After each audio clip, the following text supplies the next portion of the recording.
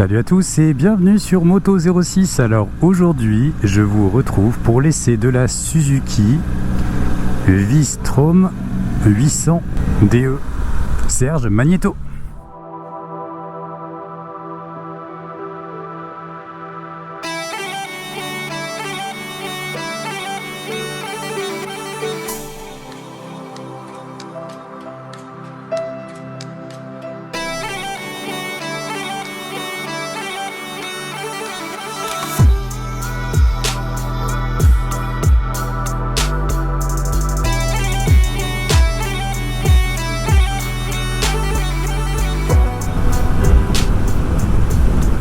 Aujourd'hui, nous sommes dans une balade essai encadrée par Suzuki. Vous le voyez devant moi, il y a un Marshall avec un gilet Suzuki jaune. Et cet essai est réalisé grâce au Highside Ride Festival. Alors, ma première impression, c'est que c'est une moto relativement haute en comparaison avec par exemple la nouvelle Honda Transalp. Et c'est une moto qui apparaît relativement massive quand on regarde son réservoir. On se rend compte qu'on dirait une moto de cylindrée supérieure. Ensuite, on a une impression de place et d'espace. Le compteur est relativement loin du conducteur.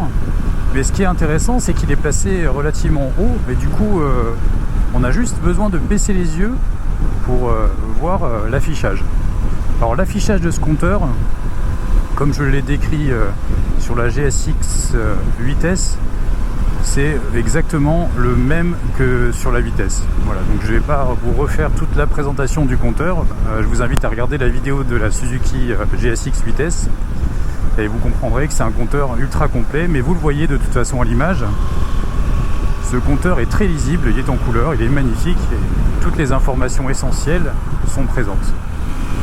Alors une autre impression, même si ce moteur est strictement identique à celui de le Roadster 8S, on va l'appeler vitesse, ce sera plus facile, je trouve que les vibrations qu'il distille sont un petit peu plus importantes. Alors, plusieurs choses. Je pense que c'est aussi la position dans le cadre par rapport au trail, mais aussi j'ai remarqué que sur ce modèle d'essai, les caoutchoucs de repose-pied n'étaient plus présents. Effectivement, ce modèle a été aussi un modèle d'essai pour un stage de trail découverte. Donc j'imagine que le fait de retirer ces caoutchoucs qui absorbent les vibrations et d'avoir du coup les cale-pieds à nu favorise grandement la distillation des vibrations. Alors il n'y a rien de bien méchant et au contraire rien de parasite. Et je trouve ça plutôt sympa d'avoir un petit peu de mécanique vivante à l'heure où tous les moteurs sont hyper aseptisés. C'est plutôt sympa de sentir qu'il se passe quelque chose dans la machine, quoi. Si on parle de l'esthétique maintenant, bien entendu, ce nouveau modèle suit les codes de la marque Suzuki et il reprend le dessin qui avait été présenté avec la GSX 1000S. Puis sur la plus petite vitesse, donc avec ce double feu lenticulaire vertical. Donc c'est une affaire de goût. Moi je trouve que c'est très bien réussi et comme je le disais dans l'essai de la vitesse, Suzuki a eu au moins le mérite de donner une identité à sa moto. Au moins on reconnaîtra tout de suite que vous roulez sur une Suzuki, contrairement à une Transalp où on va pas vraiment faire la différence entre ça ou une autre moto, à part dans sa superbe coloris qui rappelle le modèle de 87 avec les jantes or. Mais si on la prend en noir ou en grise, bon, ça va être une moto quelconque. Alors ça veut pas dire que c'est une mauvaise moto pour autant, et encore une fois, l'esthétique est une affaire de goût. Donc voilà, je ferme ce chapitre sur l'esthétique et je vous invite à aller voir les motos de toute façon en concession, car elles ressortent différemment quand vous les voyez en vrai ou quand vous les voyez en photo. Donc ce modèle est équipé d'étriers de frein Nissin. Ça freine très bien, un double disque à l'avant. Et le frein arrière est aussi très efficace sur ce modèle-là. Alors ce qui est bien, c'est qu'il a une roue de 21 pouces à l'avant et 18 pouces à l'arrière. Donc il a vraiment une vocation trail pour aller en dehors des routes. Donc ça c'est chouette. On arrive à avoir une moto qui qui est très très facile à manier en fait, comme si on l'avait toujours piloté.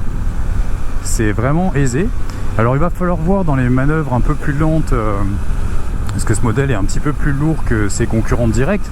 Il va falloir voir dans les manœuvres un peu plus lentes à l'arrêt et aussi dans le lent en ville par exemple, si elle se comporte de façon saine. Mais en général, les premières impressions sont assez bonnes. C'est une moto qui a l'air bien équilibrée dans le sens où son poids est réparti de façon optimale. Et d'ailleurs, regardez la vidéo de Tom Barrer, vous allez vite comprendre quand il fait la présentation de ce modèle que son équilibre est juste parfait. Et ça se ressent dans la conduite. Alors le moteur est pas très sonore. Comme la vitesse, c'est la seule chose qu'on pourrait lui reprocher. C'est que c'est un moteur qui fait très peu de bruit. Alors en même temps, certaines personnes préféreront, contrairement à une Transalp qui va hériter des gènes de la Hornet, avec un moteur qui sera un petit peu plus expressif, avec un échappement et une boîte à air un peu plus travaillée.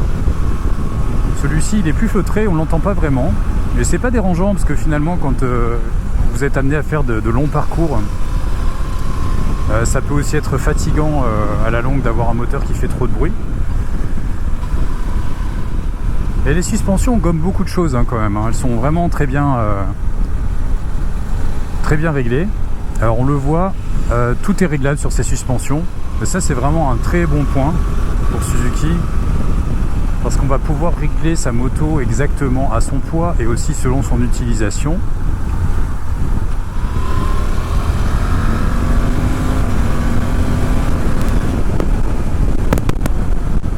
Et voilà, là, avec une grosse accélération, un freinage appuyé, la fourche est vraiment très bien réglée, de telle sorte à ce que la moto ne se désunit pas et la fourche ne plonge pas exagérément. Alors il y a forcément des mouvements un petit peu plus importants que sur un roadster, mais néanmoins ça reste vraiment très bien verrouillé, c'est vraiment super bien fait.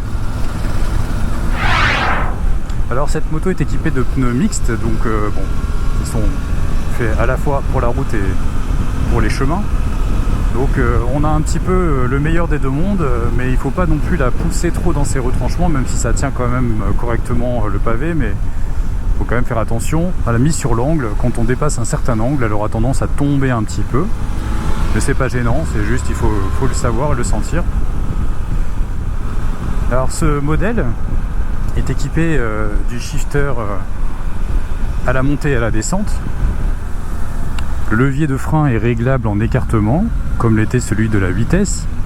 Donc une bonne moto pour les balades, pour aller au travail tous les jours et aussi pour faire un petit peu de tout chemin lors des week-ends ou des vacances. Et je pense qu'elle a vraiment une bonne capacité d'emport d'un passager aussi. Alors qu'est-ce qu'il y a sur ce guidon ? Exactement le même guidon que sur la Suzuki GSX 8S. De droite à gauche, démarreur coupe-circuit, les warnings, la molette pour régler les modes de conduite, les clignotants, l'avertisseur sonore, les pleins phares. On a de la place sur la selle, on arrive à bien bouger. Et la selle est relativement confortable aussi.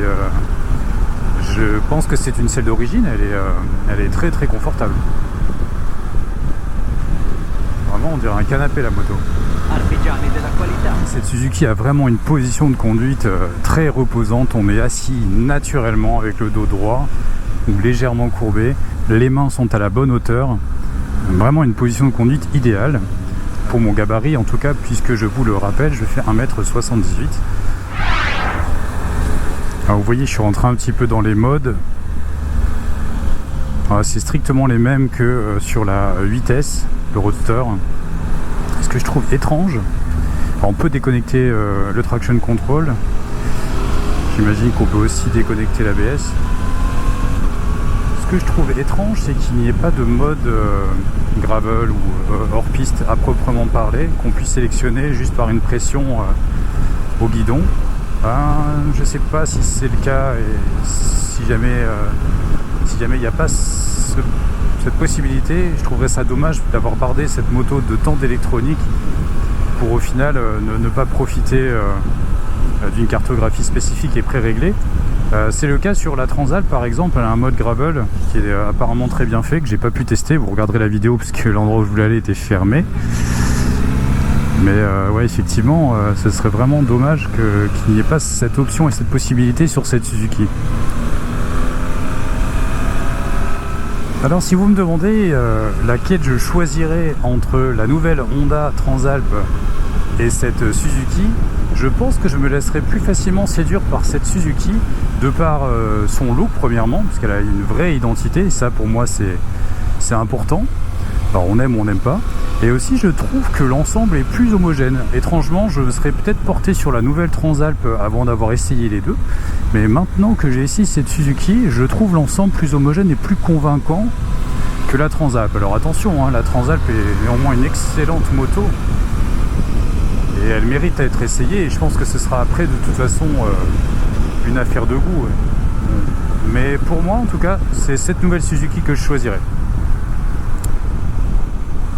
Alors comme tout trail, c'est une moto qui a vocation à faire du hors-piste, et donc qui dit hors-piste dit adhérence précaire, et donc on va devoir se lever sur la moto.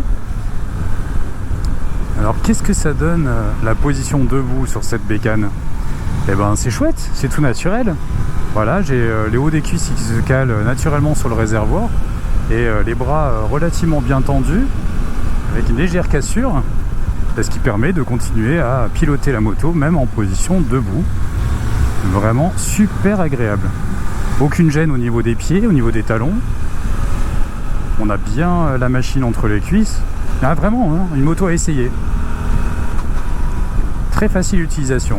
Alors on le voit, cette Suzuki est équipée d'une bulle qui n'est pas réglable, elle est fixe, tout comme la Transalp. Mais à la différence de la Transalp, elle a un petit accessoire qui est supplémentaire, qui est bien utile, cette barre là. Alors cette barre là, vous allez me dire oui, c'est sympa, mais ça sert à rien vu qu'on ne peut pas régler la bulle ici. Parce que quand on fait du tout chemin ou quand on part un petit peu en voyage, on aime bien accrocher un GPS ou un accessoire pour pouvoir se repérer quand on cherche une trace par exemple. Et en fait, le fait d'avoir cette petite barre permet de rendre facile la lecture d'un appareil supplémentaire ici, donc un deuxième écran. Et vraiment c'est super bien pensé. En plus, Suzuki a pensé à mettre une prise USB sur le côté là. Alors une vraie prise USB pour le coup, c'est pas un allume-cigare. Et cette prise USB ultra pratique et vraiment intelligemment placée sur le côté, si bien qu'on pourra aller mettre un câble USB bien caché derrière la bulle et le faire ressortir proprement pour avoir un équipement supplémentaire à alimenter.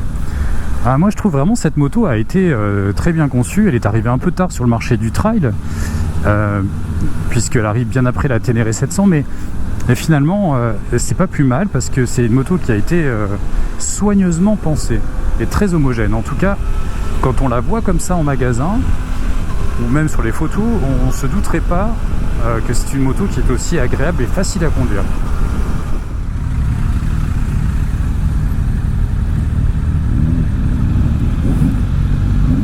Oui, on sent un petit peu le poids quand on est au ralenti, c'est vrai. Une fois qu'on a perdu le point d'équilibre de la moto, elle bascule d'un côté ou de l'autre. On sent que c'est un bébé qui pèse plus de 200 kg. Ça, c'est sûr. Mais il n'y a rien d'ingérable. Et de toute façon, ça s'apprend. Moi, en une demi-heure d'essai, j'ai réussi à trouver l'équilibre de cette moto. Donc, c'est que c'est relativement bien équilibré et plutôt sain.